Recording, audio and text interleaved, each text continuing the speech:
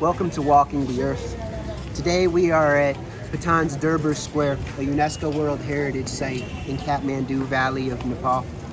And directly behind me we have the Vishwanath Temple, which is a Shiva temple that contains a replica of the Vishwanath lingam, which is found in Varanasi in India's Uttar Pradesh on the Ganges River, on the River Ganga. Now this temple has sustained damage in a number of earthquakes in the past. You can see that the elephants look like they've been pieced together. So we got a couple war elephants, which is, they're very impressive. As are the wood carvings here. The detailing on the columns is quite amazing. But I just wanted to point this out. Now it looks like the elephants may be made out of sandstone. I'm not certain about that. So this square, if we go ahead and pan and look at it, this Derber Square is not as big as some of the others. I believe it's smaller than Kathmandu's and Bhaktapur's.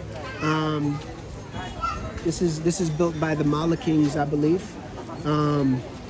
And some things, like for instance, there is a water tank directly behind me that is from the 400s, from the 5th century, I believe, where people historically would get water. They would wash clothes, get water for cooking, for cleaning, etc. So it's I believe it's the oldest part of this complex.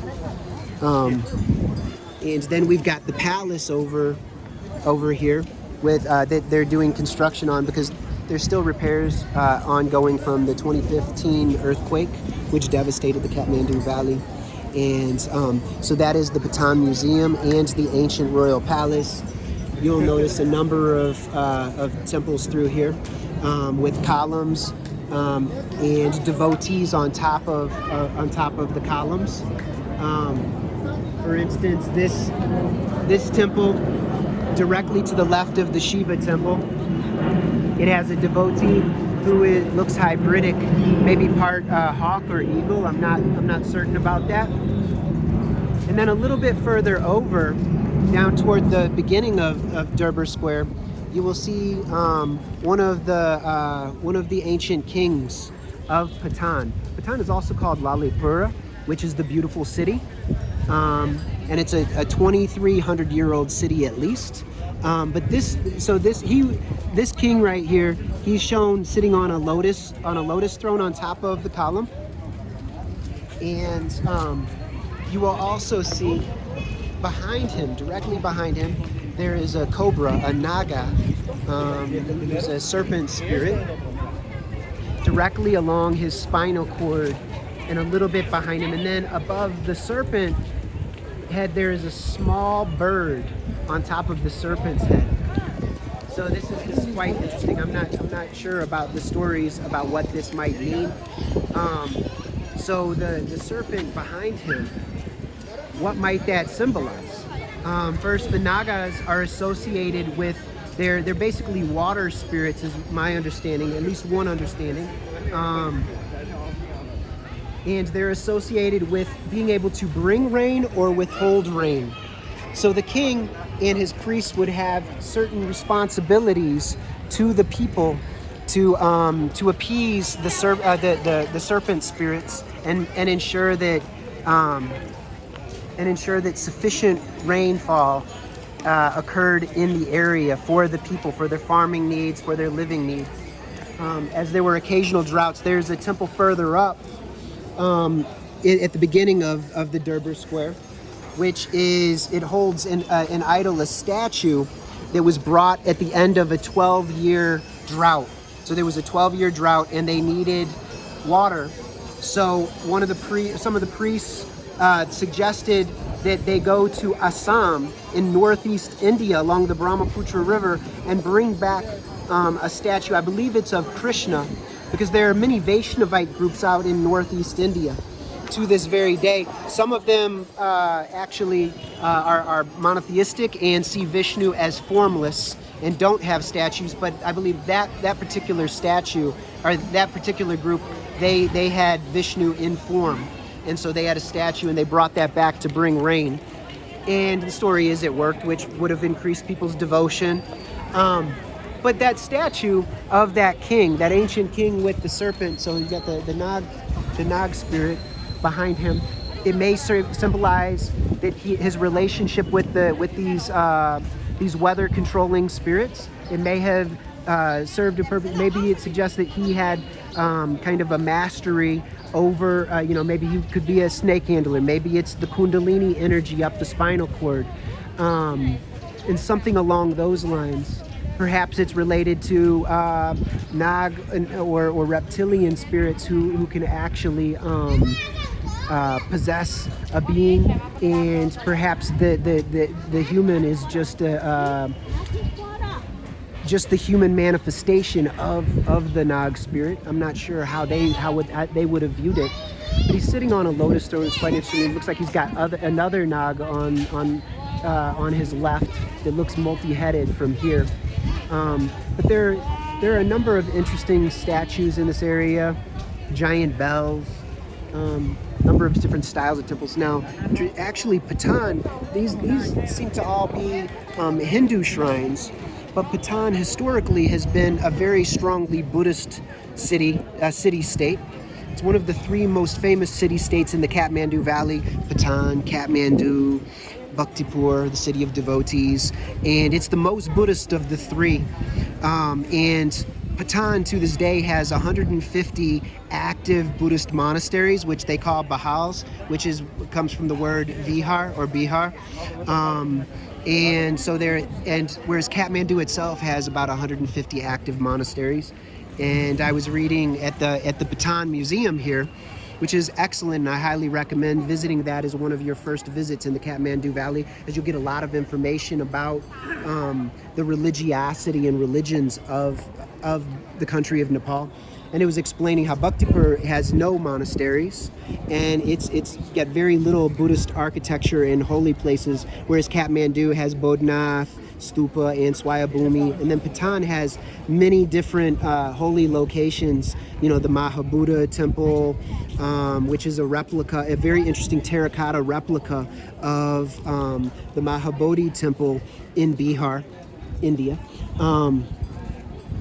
So there are many important Buddhist temples here and monasteries, and the city was founded 2,300 years ago at least. And by legend, Ashoka visited here on one of his Dhamma tours, and he built 5 stupas in the area. Patan had originally been formed in the shape of a Dhamma wheel or a Dharma wheel, so it was circular in a similar manner to what you would have seen at ancient Baghdad.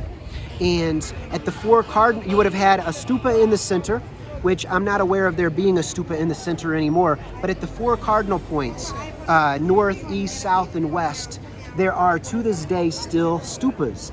And we are not aware of what relics may be buried within them. The north stupa, I've already visited. These are Ashoka stupas. That's the only one that is paved over, that has, the others are grassy.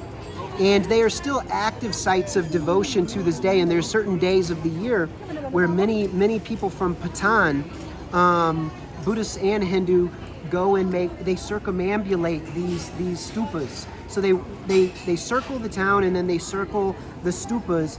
And when Buddhists and Hindus circumambulate the sacred sites, they do so in a clockwise manner, which is opposite of what Muslims and the Bon tradition of Tibet do, where they go counterclockwise. So this is a quite interesting distinction, but it's interesting that these are still living sites, and there tends to be a lot of gray area in Nepal and in Patan, where Hindus will visit Buddhist sites and Buddhists will visit Hindu sites, and sometimes there will be a statue within a shrine that will be revered and worshipped by Hindus as one deity or one god, and then the Buddhists see it as a different god or deity, which is quite interesting. I'm still learning about these things. I'm not particularly knowledgeable about these, but I'm seeking to better understand comparatively.